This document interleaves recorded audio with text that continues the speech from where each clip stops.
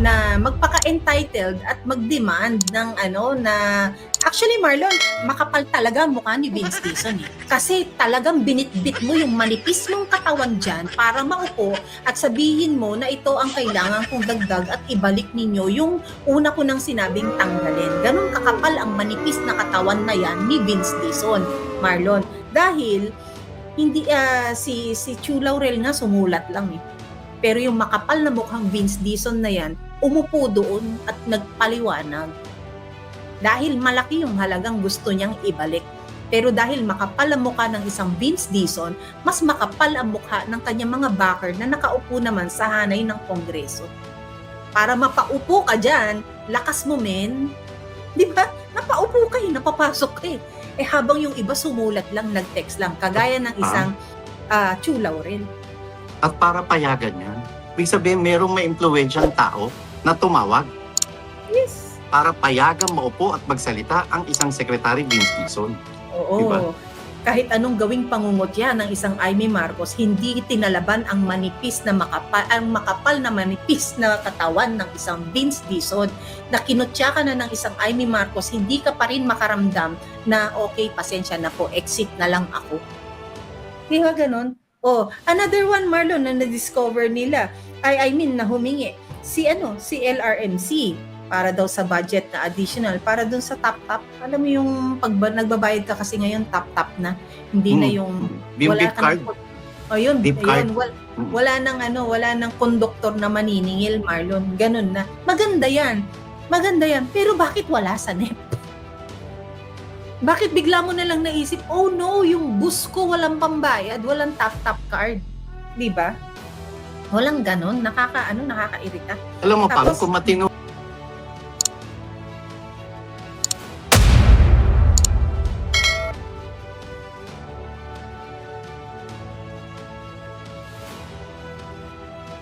So ayan po no, magandang araw mga correction by.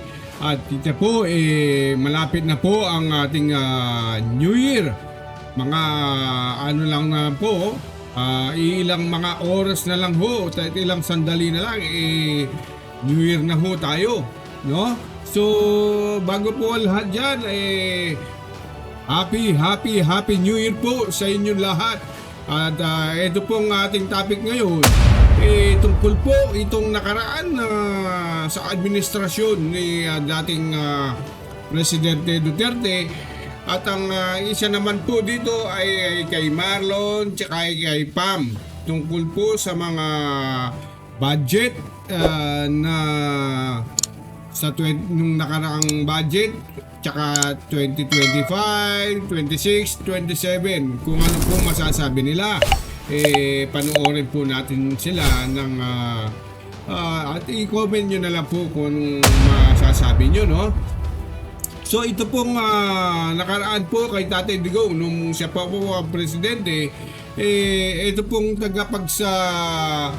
naging host dito sa programa to, no? Yung parang debate. Si Cardemia, no? Tsaka po ang mga naman laban sa kay Palsis, sa Padre, nakalimutan ko yung pangalan ng Padre, tsaka yung iba-iba. Tatlo po ang yan, Paris mo, no? So yan po ang ating mga tatalakayin ngayon, no?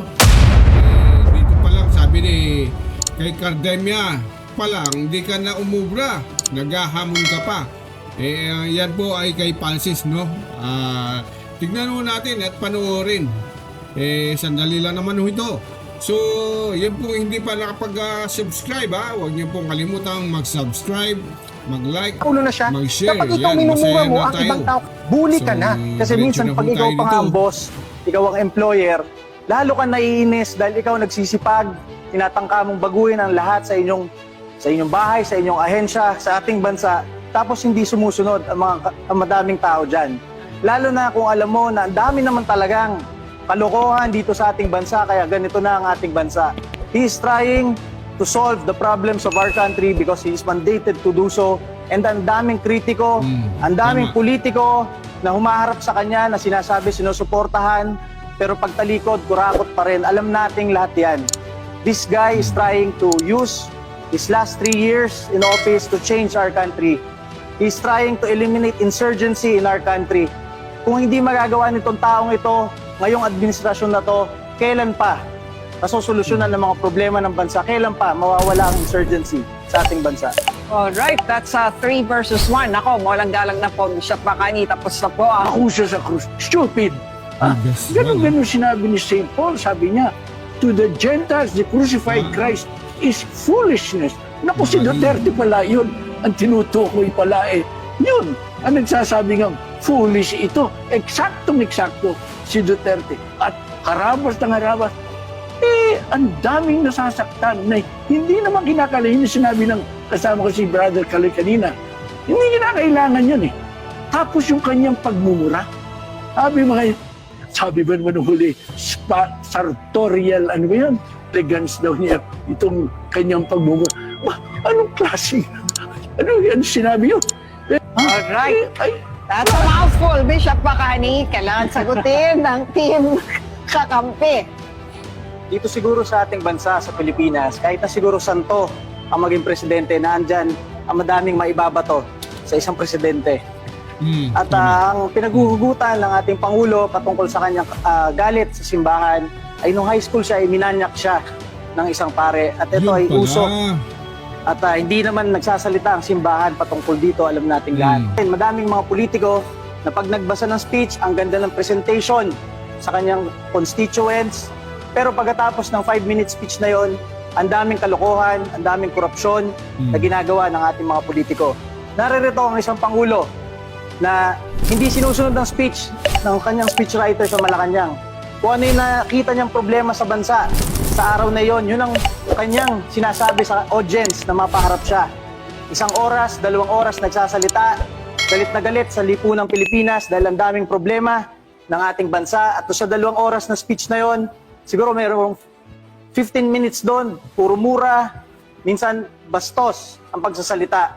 Pero mas gugustuhin ko ang ganyang pinuno na sinasabi lahat ng totoo dito sa ating bayan, nagagalit sa dapat naman talagang awayin dito sa ating bayan, at pagkatapos nun, wala namang kinukurakot na pera. Ito lang ang Pangulo na halos lampas 30 na gabinete at opisyal ang tinanggal. Hindi madaling gawin yan para sa isang Pangulo na nakasama mo ang mga kaibigan mo, buong buhay mo sa politika, naging gobernador kayo, naging sekretary, noon Pangulo ka, in-appoint mo sila, mahirap tanggalin ang mga yan. Katulad ng isang administrasyon, nagkapatayan na ng mga sundalo natin, walang tinanggal. Itong Pangulong ito ay naiiba at kailangan natin tulungan. Okay, your last 2 minutes for this question. Gusto ko lang medyo i-ano yung discussion natin about sa style ng Pangulo. Ano? Sa unang tingin kasi, parang style lang talaga yan.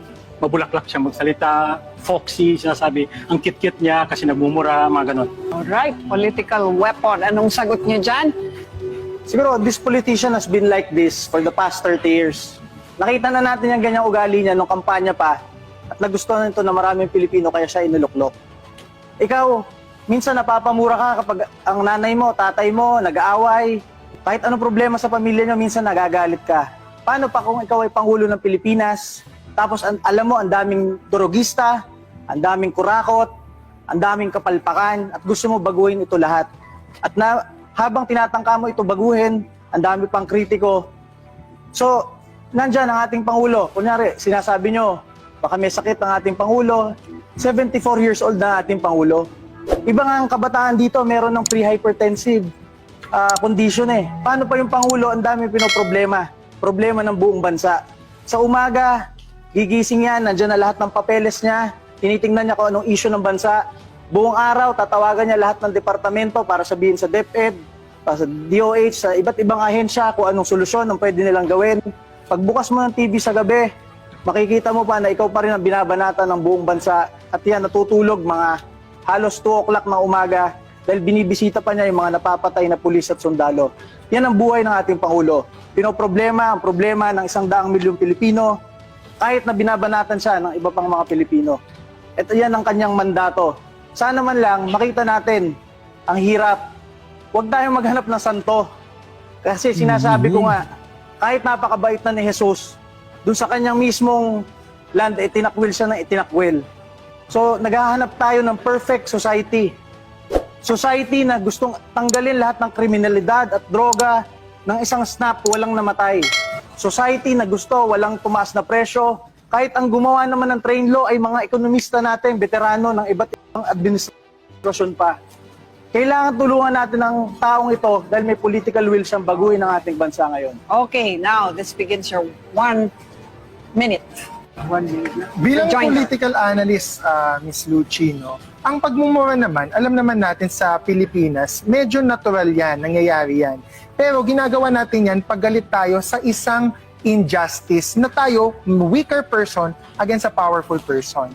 So sa akin, effective yan, and kakaiba sa aking mga kakampi, or kapwa kritiko, suportado ko yan nung hindi pa Pangulo si President Duterte. Kasi parang pinoprotekta niya, nagmumura siya dun sa mga masasamang elemento na dapat kalabanin niya pag naging Pangulo na siya. Ang problema, nung naging Pangulo na siya na ang pinakamakapangyarihan na tao sa Pilipinas. Kapag ikaw minumura mo ang ibang tao, kahit malakas pa yung tao, ikaw ang pinakamalakas, bully ka na. Alright. Answer? Hindi totoo yan na ang mga nagmumura lang at dapat lang magmura ay yung parang underdog, minumura yung mga nasa taas. Kasi minsan pag ikaw pa nga ang boss, ikaw ang employer, lalo ka naiinis dahil ikaw pa ang lahat sa inyong bahay, sa inyong ahensya, sa ating bansa, tapos hindi sumusunod ang madaming tao dyan. Lalo na kung alam mo na ang dami naman talagang kalokohan dito sa ating bansa, kaya ganito na ang ating bansa. He is trying to solve the problems of our country because he is mandated to do so. And ang daming kritiko, ang daming politiko na humaharap sa kanya na sinasabi sinusuportahan, pero pagtalikod, kurakot pa rin. Alam nating lahat yan. This guy is trying to use his last 3 years in office to change our country. He's trying to eliminate insurgency in our country. Kung hindi magagawa nitong taong ito, ngayong administrasyon na to, kailan pa masosolusyonan ng mga problema ng bansa? Kailan pa mawawala ang insurgency sa ating bansa? Alright, that's 3 versus 1. Ako, walang galang na po. Bishop Makani, tapos na po.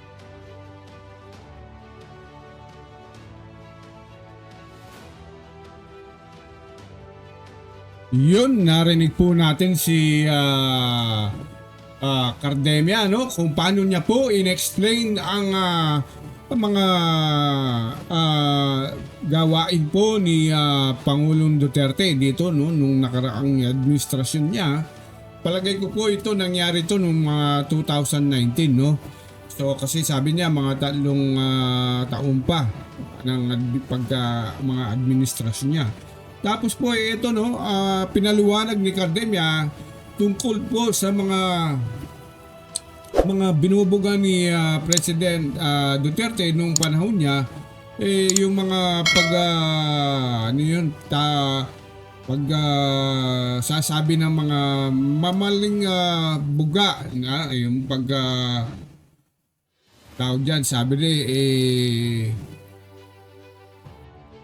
yung pagmumura, no, ni dating Presidente Duterte. Totoo naman yan kahit saan po yan, talagang kahit sa mga manager yan, no, yung mga meron talagang taong hindi nagmumura, merong nagmumura, kahit pa pare. Nung nga bata po ako, no, sa aming bayan, no, pagkatapos po ng misa, ang pare pumunta po dyan sa parang opisina niya. Halos po lahat mga, hindi ko na lang po sasabihin yung pare yun, no? Totoo po ito. Experience po ito, bata pa lang ako nun sabihin mo ba naman sa mga alagad mo doon, mga kasama mumurahin mo. Yun po talaga, tsaka malutong po talaga, malulutong na mura. Hindi naman po yung mura ni Presidente Duterte, yung mura niya para minumura niya yung mga yung minumura niya yung sarili niya yung ganun yung iba kasing mura talagang yung pasok sa buto mo yung kay Presidente Duterte minsan hindi naman parang expression lang ho ba, di ba? Ganun po ba? Ganun ang sinasabi ni Cardemia. Tsaka alam naman natin yung pagmumura niya parang minsan talaga siyempre, minsan naiinis ka, kailangan mo rin. Siyempre, ganun, no? At dito rin, pinatamaan yan ni Cardemia. Dito parang natamaan nyo si Father Bacani, no? Kasi, totoo naman, naghahanap kayo ng perpekto. Kahit nga si Jesus Christ daw perpekto na, pero hinusgahan pa rin siya. Ganun po, di ba? Halimbawa, kung si Presidente Duterte perpekto na yan, talagang huhusgahan pa rin siya ng taong bayan. Kahit sino pang perpekto. Ganon din di ba? Sinabi na nga ni Cardemia, yun ang magandang mga paliwanag. Diyan po siguro, yun, matatahuan nyo doon sa sinabi niya, yung pari na yun, ha? Si Cardemia, siyempre, si Cardemia hindi naman pare. Dapat ang pare, mas naintindihan niya yun. Di ba? Yun ang malupit na bitaw ni Cardemia. So anyway, bago po ang lahat, bago tayo lumipat ka sa kay Pam at kay Marlon, dito sa third floor, no? Kami sa first floor, sila third floor. Yun. Huwag niyo po sanang kalimutan mag-like, subscribe, no? At iyon, no, ang notification bell. Ayan, maraming salamat sa lahat po magsasubscribe. So anyway, Happy New Year! Happy New Year! Malapit na po, ilang oras na lang. At Happy New Year po sa inyong lahat. So, baka ano po yan, after this to mga ilang next year na ho tayo magkikita, no? Sa next year na. Ilang oras na lang yun, di ba? Ito yung makikita mo how so, dito na ho selfish tayo kay, the administration Pam, of Bongbong Marcos saka kay is. Marlon. Kasi yung imaheng pinoprotektahan, yung imahe niya na alam naman natin na ang hirap-hirap ng linisin, ang hirap-hirap ng protektahan. Yung pagkakataon mo naging presidente ka, you yourself, siya mismo ang dapat naglinis ng kanyang pangalan. Walang dapat AFP, ISAF, or kung sinong intelligence group ang makakapaglinis niyan. Ikaw mismo ang maglilinis ng dominyong pamilya by means of delivering your duties well. And then you leave your term, you close your term with a portfolio of achievement. Yun, hindi ISAF, hindi PNP, hindi kung sinong trolls or kung sinong admin vloggers ang makakapaglinis ng pangalan mo. Ikaw, ang damot-damot mo dahil even this intelligence community, the PNP forces and the other, hindi para sa'yo yan, para sa tao yan. Ang kaligtasan ng tao ang dapat na ibinibigay nila, hindi yung nakapalibot sila sa'yo para hindi ka madumihan or ng anumang matamaan ng kung anong critics. Mali? Alam mo na problema pa, dahil wala tayong nakikitang reaksyon, no? Mula sa Malacanang, doon sa napaulat na galing dito yung mag-amang terorista, no? Baka bukas makalawa mabigla tayo na umatake na naman ang mga terorista dito sa Pilipinas. At ang mahirap pa dyan, Pam, sira na nga ang imahe ng Pilipinas sa international community dahil sa issue ng graft and corruption, issue ng mataas na singil ng kuryente, issue ng mataas na antas ng kriminalidad, saka issue ng kahirapan, kagutuman. Lalo pang masisira ang Pilipinas sa imahe ng Pilipinas sa international community dahil pinapatunayan nung nangyari sa Australia na intact pa rin at nandyan pa rin ang mga terorista dito sa Mindanao. Totoo yan. Pero Marlon, hindi lang sila nasa Mindanao Tama ka naman. Tama ka, Pam. Tama ka. They're everywhere. Yung pagiging quote-unquote, yung pagiging quote-unquote terorista, Marlon, Marcos had become one. Sa hindi mo paggawa ng iyong paglilingkod ng tama, you became one of them. Because masyado kang madamot, masyado kang busy para sa imahe mo, masyado kang busy sa pangangamkap ng budget ng bansang ito, nakalimutan mong meron kang bansang Pilipinas na dapat ingatan, na dapat palaguin, na dapat ipagandahin ng imahe sa international stage para magkaroon tayo ng magandang alyansa sa kanila. Kaya lang, Alam- anong ginawa mo? Yan. Alam mo anong pa nakakatakot dito, Pam? Dahil alam naman natin, alam ng gobyerno na mahirap makalimutan ng taong bayan yung yung multi-billion pisong anomalya sa flood control. Yung wag naman. Pero may mga nagsasabi na hindi malayong magkaroon ng state-sponsored na terrorist attack. Na may gagawa nito Yung mga words para natin, lamang careful. ma-divert yung issue, para lamang ma-divert ang istorya about terrorism na at mawala na yung angulo ng grabe corruption. Yung wordings natin, medyo ingat lang tayo kasi may mga hits Ay, tayo oo, doon. okay. Oo. Yes, Hindi, yes, actually, oo. na-realize ko rin, I was using it kanina, no? So, let's not give emphasis sa mga, red flag na mga My words. bad, sorry. Ito, Marlon, si Arlene Anacleto, ang mga terror nasa Nadali Congress mo, Arlene. Nadali mo. Oo. Totoo Tama naman. yan, di ba? Sa isang buhos, sinisira ni BBM ang Pilipinas na inayos na sana ni PR. Actually, ito nga yung ito yung sinasabi natin, bakit itong administrasyon ni Marcos ayaw ng tino, ayaw ng ayos, gusto nila chaotic.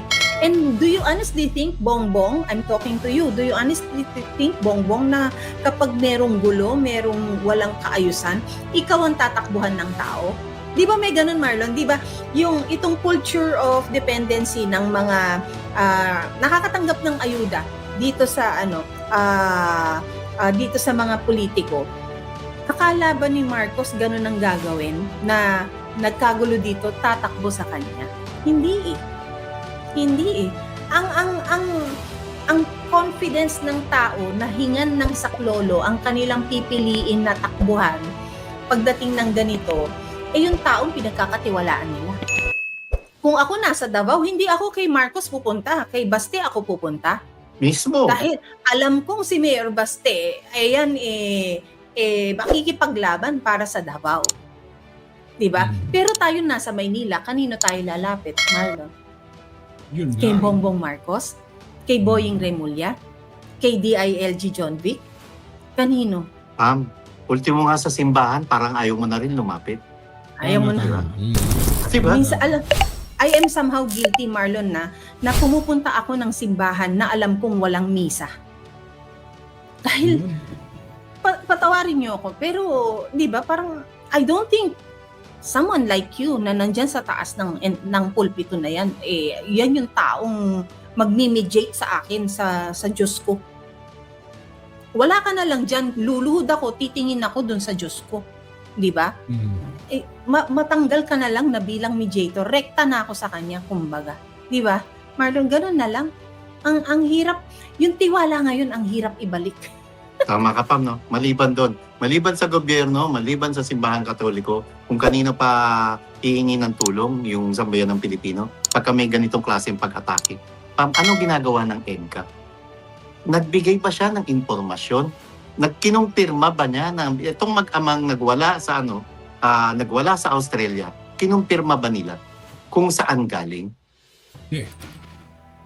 Marlon, yun na lang nag-aakusa na allegedly bagman daw siya ni Inday Sara Duterte. Ang bilis nilang nakita ha, pero yung international and national security concern, hirap na hirap kayong magbigay ng Tama ka, impormasyon. Pam.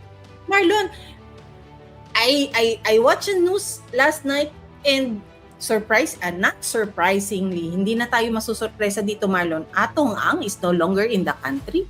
Oh, di ba? Magugulat ka pa ba? Manibonoan nga dumaan ng immigration eh. Pinalagpas ninyo eh. Di ba? Ano lang daw ang meron kasi, wala pa naman daw kaso and all. Zaldico, si Arnie Teves, talaga namang kulang na lang piningot ninyo, binitbit ninyo sa tenga para mapauwi dito, napauwi ninyo kasi kalaban ninyo. Si Zaldico na nananatiling malaya sa Europa o kung saan man siya naroon, nananatiling malaya dahil ayaw nilang mahuli. Ayaw nilang maibalik sa Pilipinas kasi marami siyang ikakanta. Tama. Ang ikakanta nito, kompletos recados at tatagusto hanggang sa first family. Oh, tumagos sila, di ba, the other night. And then last night, Marlon, tinutukan ang iba pang mga ahensya. At dahil naman sa kalokohang ginawa ng isang ganid na Vince Dizon, sa paninindigan niyang legal ang kanyang pinipilit na umupo sa isang BICAM session, nag-encourage ito for the other agencies to also ask for their last-minute BICAM insertions. Diba nakakagalit? Naging president, no? O ano ang ini-expect mo sa 2027, Marlon? It will be the same. To the point na nagkailangan mag-breakdown ni Senator Loren Legarda. Di ba? Nakakaano. Alam mo sinong dapat talagang sisihin dito? Yung Marcos Jr. na siya ang pinaka-chief executive na dapat siya mismo ang nagagalit, siya mismo ang Sumisita. pumakastigo sa kanyang mga alter ego, sa kanyang mga cabinet secretary na hindi ginagawa ng tama yung kanilang trabaho para maipasa, para mai-forward sa Kongreso yung mga kahilingan nilang pondo. Ang problema kasi, Pam, sinasadya talaga nila na hindi maisama sa NEP yung mga proposed budget nila dahil kala nila lulusot at lulusot ito ngayon sa BICAM. Kaya nga naging insertion hindi mo siya kailangan naging present sa NEP. Yan yung mga insertion, or kung nandun man siya sa NEP, yung insertion mo is now to add or balloon the amount of budget na initially dineclare mo sa NEP. And then, ano yung mga drama? Ano yung mga drama ng mga nagla-last minute? Yun sa Department of Agriculture, Marlon, yung inapprove na ng December 13, yung una nilang 33 billion worth ng farm to market road budget, humirit kagabi, Marlon, 9 o'clock, si Laurel Chu, what's his name? Yeah, Chu Laurel. Oo, si Chu Laurel, ng another 8.9 billion. Dahil daw yung unang na-approve, hindi daw dumaan sa kanya yon. Dahil He was out of town, tama ba? may sakit. May sakit Dahil siya? may sakit daw siya. Hindi ka makapirma? Hindi ka makapagbasa ng may sakit ka? Yan ang Marlon eh. Yan ang critical. Yan yung critical at yan yung malaking expectation sa'yo ng mamamayang Pilipino. Pupunta tayo dyan na ipaalala mo lang, Marlon, because we were criticizing Bongo na bakit di siya umuupo sa BICAM. We saw him present sa plenary kahapon. Bakit di ka pumunta sa BICAM? Ang sinasabi, di ba, may sakit. Sige, fine, forgiven, I'm sorry. Hinahanap kita ng may sakit ka. Pumasok ka na kahapon eh. Ba't di ka pumunta sa BICAM? Tama ka pa. Well, again, Laurel Chu, sasabihin mo, hindi kasi dumaan sa akin yung may sakit ako, blah, blah, blah. Pero eto na finally yung tamang listahan. And now na hindi ka na may sakit, wala ka ng sakit, yung 33 billion, tama pa rin kasi malaki yung halaga ng 33 billion. Pero dagdagan nyo ng 8.9 billion pa. Kasi yan na yung pinakatama, wala na akong sakit yan na yung idadagdag ko. Bakit? Bigla ko tuloy naisip yung yung ginagawang palusot ng mga to para lamang maisingit sa BICAM yung mga multi-billion pisong pondo. Na dapat, kung ganyan kalaki, dapat sensitive sila, dapat sa NEP pa lang na ipasok na. Bigla ko naisip yung dahilan ng isang Senator Ping Lacson nung naunang binunyag ng isang saldiko na si Marcos Jr. mismo ay may insertion na tama ba 100 billion pesos. Alam mo, sagot ng isang nakadepensa agad ang isang Senator Lacson. Sabi niya, hindi maaari yun kasi kung si Marcos ang nag-utos niyan, dapat nasa NEP. Eto na ho ang nagpapatotoo na kaya hindi nilalagay sa NEP kasi pagdating nga naman sa NEP, dumadaan sa committee, dumadaan sa plenaryo, nabubusisi. Samantalang sa BICAM, kung isipin nyo, kung hindi po naka-live yan, kung hindi po naka-broadcast online, edi napalusutan na naman tayo. Maigi na lang, may mga magagaling at meron pa rin kahit papano, mga makabayang senador sa katauhan ng isang Loren Legarda, Pia Cayetano, Erwin Tulfo, diba? Na ginagawa nila ang trabaho nila bilang BICAM member. May sakit sila o wala. To To be fair, let's mention Senator Amy Marcos. Senator Amy hindi Marcos, naman nakalimutan ko natin lang. Yes, pwedeng lagi Senadora siyang- Amy Marcos. Senadora Amy Marcos, oo. Kasi nakikipaglaban yung Ali. Di ba? To the point nga na nambabastos na siya. Na, hoy Vince, hindi ka engineer. Yeah. Tama. Even to that point eh. Kaya lang Marlon, ang disappointing din naman, ang daming pasakalya ng Senate na ayaw nyo, pero ina-approve nyo. Parang Yun. script, no? Parang Diba? at the end of the Ano day, approve pa rin, no? Hindi talaga yung barilin yan na matuto kayo, di ba? Good cup, bad cup, no? Good cup, bad cup strategy, no? Oo. Formula. Yun yung nakakainis, Marlon. And going back dun sa sinabi mo, no, buti na lang live ang BICAM. Imagine kung hindi live to, overnight tapos na sila. Baka the next day nag-aano na yung mga yan, nagra-ratify na yung mga yan para maging bill na at para ma-i-endorso na sa opisina ng presidente yung addict, di ba? Yeah, tapos sasabihin na naman na inaral niya lahat ng pahina, binasa niya. At prudent, di ba? So, na magpaka-entitled at mag-demand ng actually Marlon, makapal talaga ang mukha ni Vince Dizon eh. Kasi talagang binitbit mo yung manipis mong katawan dyan para maupo at sabihin mo na ito ang kailangan kong dagdag at ibalik ninyo yung una ko nang sinabing tanggalin. Ganon kakapal ang manipis na katawan na yan ni Vince Dizon, Marlon. Dahil hindi si Chu Laurel nga sumulat lang eh. Pero yung makapal na mukhang Vince Dizon na yan, umupo doon at nagpaliwanag. Dahil malaki yung halagang gusto niyang ibalik. Pero dahil makapal ang mukha ng isang Vince Dizon, mas makapal ang mukha ng kanyang mga backer na nakaupo naman sa hanay ng Kongreso. Para mapaupo ka dyan, lakas mo men. Di ba? Napaupo ka napapasok ka eh. Habang yung iba sumulat lang, nag-text lang. Kagaya ng isang Chu Laurel. At para payagan yan, ibig sabihin merong may impluwensyang tao na tumawa Yes. para payagan maupo at magsalita ang isang Secretary Vince Dizon. Oo. Diba? Kahit anong gawing pangungutya ng isang Amy Marcos, hindi tinalaban ang makapal na manipis na katawan ng isang Vince Dizon na kinutya ka na ng isang Amy Marcos, hindi ka pa rin makaramdam na okay, pasensya na po, exit na lang ako. Di ba ganun? Another one, Marlon, na na-discover nila, na humingi, si LRMC, para daw sa budget na additional, para dun sa top-top. Alam mo yung nagbabayad ka kasi ngayon, top-top na. Hindi na yung... Yung beep card. Beep card. Wala nang konduktor na maniningil, Marlon. Ganun na. Maganda yan. Pero bakit wala sa NEP? Bakit bigla mo na lang naisip, oh no, yung bus ko walang pambayad, walang top-top card. Di ba? Walang ganun. Nakakairita. Alam mo, Pam, Tapos- kung matino